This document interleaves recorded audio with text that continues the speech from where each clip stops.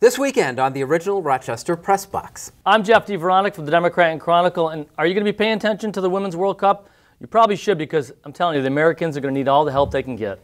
And I'm John DiTullio. I'll tell you the one reason why you shouldn't root for the Cleveland Cavaliers. And I'm Mike Catalana. I'll tell you why Bill Pucko says it's about time. I'm Bill Pucko, the FIFA scandal, and why we should care. Join us this weekend on the original Rochester Press Box.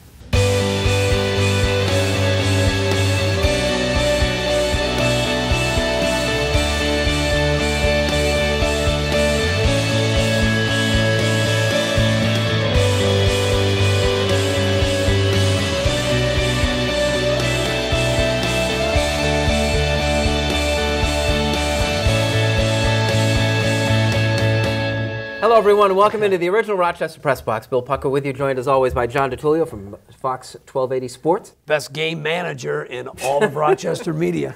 That is a fact.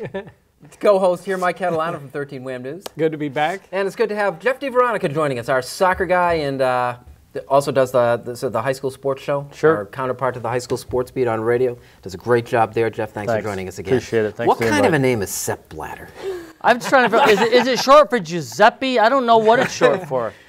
Most people are saying it's kind of short for idiot at this point. But well, the question is, we know we should care about this because it's a big deal. But I don't, and I don't know why. Why should I care about what's happening in FIFA? because what's been going on is wrong. I mean, I don't think it affects me, you, or the other guy. I think it affects globally things a lot different, a lot more. I think I'm glad to see this happen because I thought he was going to get away with it. I thought he was going to stay around for a couple more years here. And I'm like, why does he get a different set of rules than everyone else? He's a chauvinist. The whole thing is dirty. It's been dirty for years. And, I think this is a really good thing for the whole world that this guy is not going to be in charge. And forget about just him, but so much corruption has been going on throughout. So I'm glad it happened. The cynic says, if this was the United States and not Qatar, it never would have happened, right? I mean, are we being hypocritical here? No, I think we like to push the envelope a little more here in America, right? So, and I think maybe we weren't getting our fair share. I think that part of it stems from that. But yeah, I mean, there's a litany of things I could tell you that I've heard about this guy over the last week, and stuff that I heard before this past week that just some of the stuff I've heard with him in his interactions with women has been deplorable. Well, we can get back to that. That sounds like fun. That would be fun. Yeah. What do you guys? Well, here, I also think this is good because FIFA will now get the opportunity to elect another corrupt guy to run the organization, but hopefully that's not the case. But I actually was listening to Bob Lee, on ESPN. He's been, so big into this while, and he does differentiate between the portion on the field and what's going on behind it. And his point was, no matter what was going on, when they line up, whether it's in the English Premier League or line up in the World Cup, people focus, they compartmentalize. And I'd compare that a little bit to the NFL in that way here. No matter how much craziness goes on, everybody hates Goodell. Now, we're not talking about the level of corruption. At least we don't think so. Yeah. Right, but we're talking about that. But no matter what guys do, when it comes time to Sunday at 1 o'clock and your team is on, you're watching on TV. So that part of it won't change. But it is nice to see. I hope for that point that it makes it better for the entire world as far as soccer is concerned. Well, two things. When you get, we talked about it, a week ago. When you get the world involved, you get men involved, and you get money involved, the word bribe seems to come to the headline. Now I'm reading that maybe Qatar could get the World Cup yanked, which I think would be huge for everyone, whether it ends up here or winds up whenever, over in Europe somewhere. I think that's the next step, is to probably yank the World Cup from Qatar and then put it on a different You continent, getting any calls on country. this? Just a few. Nah, I would say just a few. I don't think the average fan really cares about this. They just hear FIFA and they kind of tune out. I mean, I don't. I mean, this is not why I got into sports writing or just to follow bribes. And I mean, it's like but it is like a little bit some Sopranos element to this thing. Who got paid off and who got knocked off, who got whacked. I just, the Women's World Cup is upon us, and Scott's Lawn Care offered to convert all the stadiums in Canada to grass, so FIFA wouldn't have to spend a single dime. And they make several billions when they have a World Cup event, like they did with the men last year, and they still said no.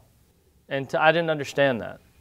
It was all principled, I guess, in their opinion, but it's the first World Cup that will be competed for on artificial surface. And I agree with Wambach and the women who brought that gender discrimination suit. It was It was discriminatory. It is. Presumably, though, things get better with this whole flushing out of all this stuff.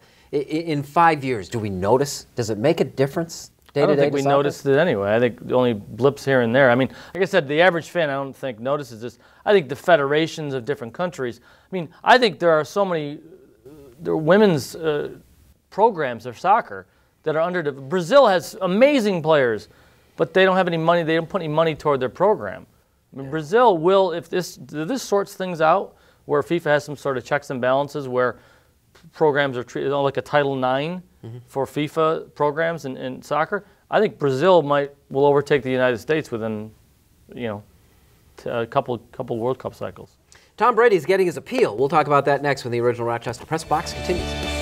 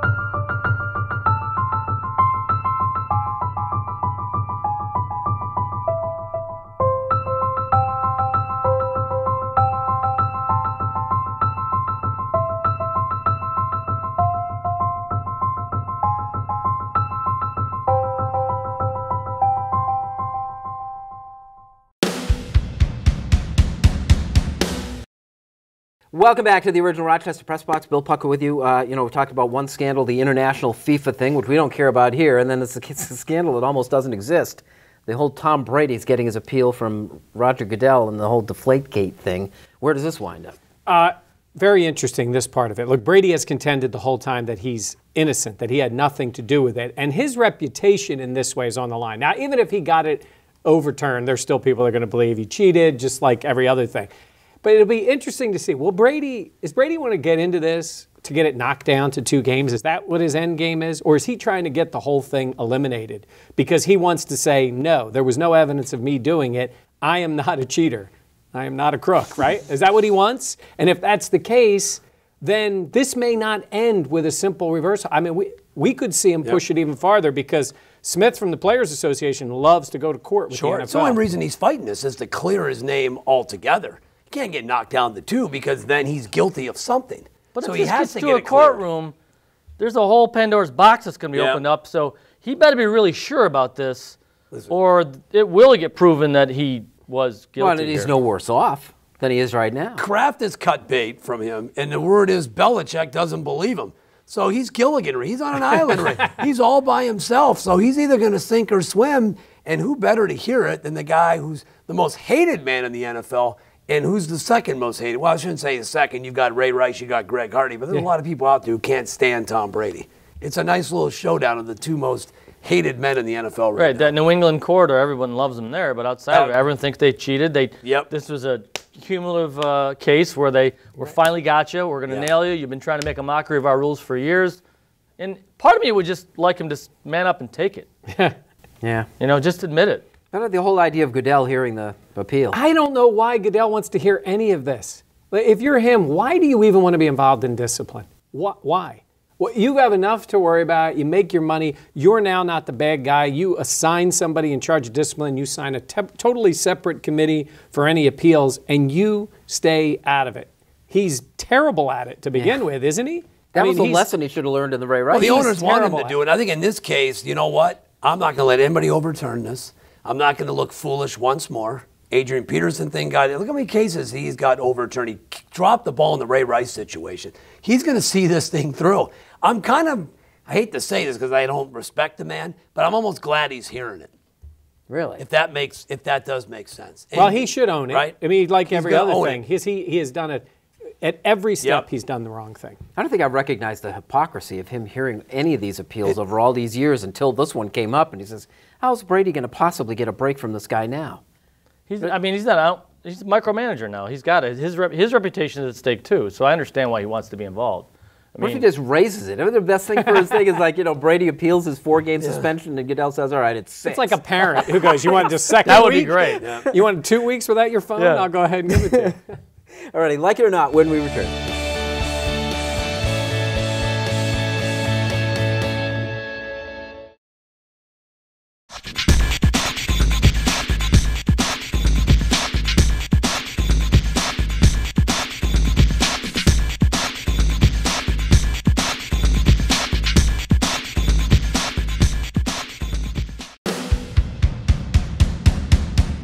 Welcome back to the original Rochester Press Box. Johnny Manziel got himself into a bit of a thing in a golf tournament this past weekend. You feel for the celebrity part of it. In fact, he's almost becoming a sympathetic character. Not in he my gets eyes. heckled at a golf tournament and all the rest of this stuff. But what Problems seem to follow this guy, then that's a you problem. He's the only. I know he's a celebrity. I get it. The young kids heckling him. He could have handled it a couple other ways. Have somebody from his so-called posse handle it, or just walk away or joke around with the kid. Problems seem to follow this kid, and he is the problem. Well, I think what you said, he needs to learn how to handle this. He's got to learn to grow Humor's up. a great way to do it. Right. But he'll learn or he'll just keep getting hammered. He's not. By the way, Johnny Manziel, you're not the only athlete ever to get heckled. Right. Right. Ask Tiger Woods. Ask some of the guys who are at this kind of level who get heckled constantly, daily get heckled. I'm He's listening gotta to a learn high school softball umpire get heckled Saturday Yeah. afternoon, and he had the ability to walk away. I'm like, Johnny Manziel doesn't? I mean, he doesn't have the sense to walk away? Well, he's been in rehab and everything, so there's some sensitive issues and all the rest there. And the kid is 18, and you've got Charles Barkley inserting himself into the argument by saying, one of his guys should have just pummeled the kid. Yeah.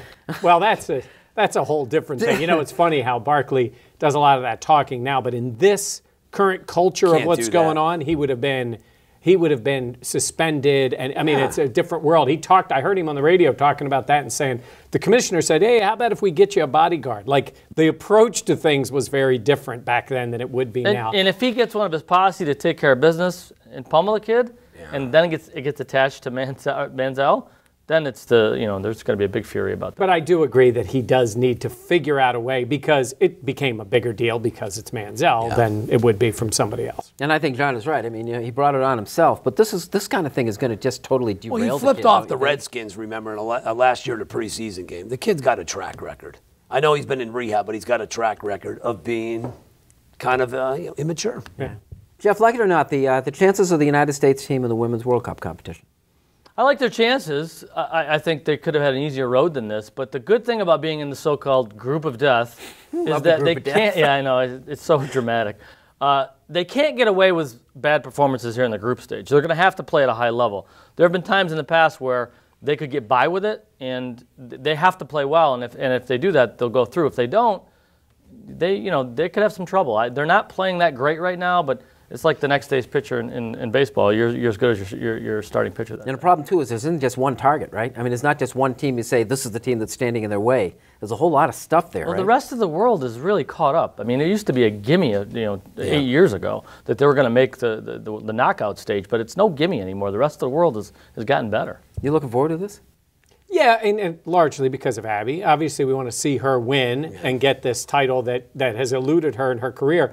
It was interesting to her kind of call out her teammates the other day. That's the one thing I think is different. Maybe the overall talent level, because the players are just getting better and better, is up on the team. But it's almost like, it seems to me, just listening to her, that she's trying to drag them up to a certain level to say, hey, this is what it's going to take in order to do what we need to do. Maybe that switch will go on when they play in these games at that world stage, but I don't think the rest. I think before she always had other women on the team that were at her level, at least in competitiveness. I don't know if she's got that sense now. of urgency with her. This is her last go-around. Yeah. So this is it. This is her final shot. As you talked at the press conference, her legacy's on the line right now. Yeah, and I like the fact that she doesn't mince words. Yes. Yeah. That she, a lot of people would say, would you need this to complete your career and feel fulfilled? And a lot of people, like a Tiger Woods, would never put himself out there. And she's like, damn right I do. I really feel that way. And she knows that her career will not feel completed if she doesn't get this done. Her team doesn't get it done. And it'd be a great story. And this is one of those things where 15, 12, 10 years from now, whatever, and we're not following the Women's World Cup like we are, it'll feel, like that was pretty cool when Wambach was playing and we were at all these restaurants and bars and people were jamming in there. Yeah, so the bottom line is go out there, see some of this and appreciate it for what it is, right? It'll be kind of like the LPGA to a degree. Yeah. I don't know, Abby's on Rushmore. We're talking about a Rushmore character in her last stand. That's a pretty big deal. And Rushmore, not just in Rochester, Rushmore in all-time successful women's athletes, right? Yeah, not just women's soccer, women's athletes. She's up there with like Serena Williams. I mean, I think Serena may be at the top, right? I think she's number one. But I mean, who are these, again, outside of Olympians at a certain point, Sure. Babe Zaharias, people like that. I mean, you have to go to people like that. Plus, I think she's grown into the role so nicely. I think I like Abby a lot more now than, maybe in her younger days and stuff. She's really a picture of integrity, especially the way she's speaking up for herself and her team this time around. And there was a point in her career where she thought she was part of the problem, that they weren't winning. After Mia Hamm and the whole group retired, she thought, this is falling apart. Our profile's gone way down. The whole Hope Solo disaster and that World Cup in 2007, she thought maybe we'll never reach popularity anywhere near it. And I think they're pretty close to what happened in '99 now when you think about it. If they win this World Cup, I think the fervor will be very close to '99 when they're on the Wheaties box. Cool. Unfinished business when we return.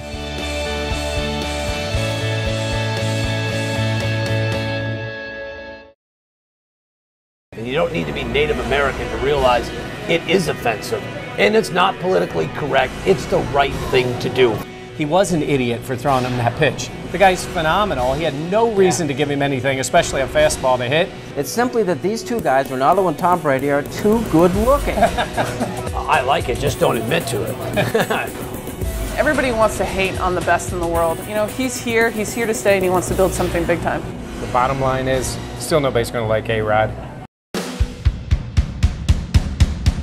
Welcome back to the original Rochester Press Box Unfinished Business. John. I am so excited for this year's NBA Finals. Now, I'm rooting for Cleveland, number one, for LeBron, and for number two, their fan base. I believe, my take is it'll mean more to the fans of Cleveland than it will for the fans of Oakland. They'll appreciate it a little bit more. Nothing against the Warriors fans who do rock. But the only reason I would root against Cleveland is because of their owner, Dan Gilbert. After the decision, and LeBron James took his talents to South Beach and Miami, Dan Gilbert could have taken the high road. But no, what he did is he pandered to the fan base, wrote a scathing letter about the best player in the NBA and the best player that he'll ever have in a Cavaliers jersey. Let's fast forward 4 years later. Cleveland's back in the NBA Finals. Merchandise and average ticket prices are up 246% from where they were a year ago. Dan Gilbert, not a good man. Personally, I think he's a jerk, but he is lining his pockets for a guy that he despised 4 years ago, but now is ready to embrace. And the only problem I had when they beat Atlanta was the fact he was on the court accepting the Eastern Conference trophy. It's a man I don't like, and if Cleveland should lose, I will be happy only because Gilbert won't hoist a Larry O'Brien trophy. Oh, that sure makes it easy to say I'm sorry, doesn't it? He may be the most. I hate James Dolan. He's number one. Gilbert's a close second. You have a long list of. Where's the NCAA, Gilbert?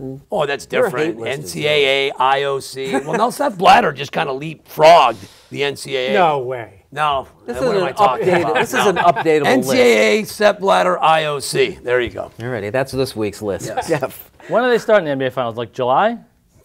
Don't get me started, Jeff. It's ridiculous. Unfinished business. The women's national team, they need to win this World Cup, the Americans. They really do, because they have never done this since '99. And I want this more for Rochester more than just for Abby Wambach. We need this. The Rhinos are unbeaten. They haven't lost this year, and you probably don't know that because a lot of people don't go to matches anymore, even though they're a very entertaining team to watch this year, which is rare. The Flash are largely a group of women that we don't know who they are. There are a lot of good college stars, but you don't know who Samantha Mewis is, and I didn't until about a year ago. Rochester needs this. The soccer fans in Rochester need to embrace this one last time because, like we said a little while ago, 10 years from now, 8 years from now, I mean, who knows the next time, or if ever, Rochester will produce a female player of this magnitude. Probably never, because Abby Wambach is one of the best ever. I do think Jordan Allen, the Aquinas graduate, has a chance to make the men's national team, and we could go through this again in a few years with the men. But there are no givens in sports. We know that. So embrace this, enjoy it, and hey, I'm American. Good luck to the U.S. women. I don't know that you made a prediction when we asked you last. Do you think they'll win it? I don't think they'll win it. If you're making me, I don't think they'll win it. Because there's somebody out there that's just gonna. Nigeria's really the only gimme game that they have. So it's not going to be easy. I've been watching tape of the Nigerian team. They're really solid. Scouting. They're the all-22s. Anyhow, speaking of football, Bill Polian was in town this week, and I was a little disappointed in Polian back in January and February when he turned down the Pegula's offer, apparently, to come back, and he eventually said it was too much heavy lifting and didn't want to do it. And I thought, boy, if you want to come back and want to do it, this would be a great opportunity to rebuild another team. But after hearing Bill back in town this week, I kind of get it. He's gone into the Hall of Fame, which he so richly deserves for building not just the Bills, but the Colts and Carolina too. But he was talking about that, and he talked about his place and all the former Bills' place in Western New York, especially in the Buffalo area, and how he embraces that and how he's always welcome there and how people love that team. But then he stopped and he said, but it's time for this next group to step up and to do something and make names for himself. And he's pointing really at Doug Whaley and now at Coach Rex Ryan and this group of Bills players who are close to doing it, and maybe for Pegula. And I think that's true. It's great that the most popular Buffalo Bills ever are Kelly and Thurman and Andre and all that. I don't think they'll ever lose that spot. But wouldn't it be nice to have a group that we embrace for what they're currently doing, not for what they did 25 or 30 years ago? That's the challenge to these current Bills. Let's see if Rex and the guys can get it done. Why do you think Bill would say that? It's like he wants to diminish his own. No, not at all. I think he's saying is we appreciate this, but boy, for the fans of Buffalo, won't it be great if you now have another group? Because like he said, there's a lot of 15, 16, 17-year-olds who've never seen him win. Isn't it time that their dads, 25, 30-year-olds. well, that their dads or their grandfathers aren't the only ones with great memories? Let's get it going now. Very good. That's our program, Johnny. Thank you very much. Really great show today. Mike? Thank you. Jeff, excellent. Thanks for having me. Appreciate Good to have you back. We love having you on, Jeff DiVeronica. I'm Bill Pucko. Thank you for joining us, and we'll see you next week on the original Rochester Press Box.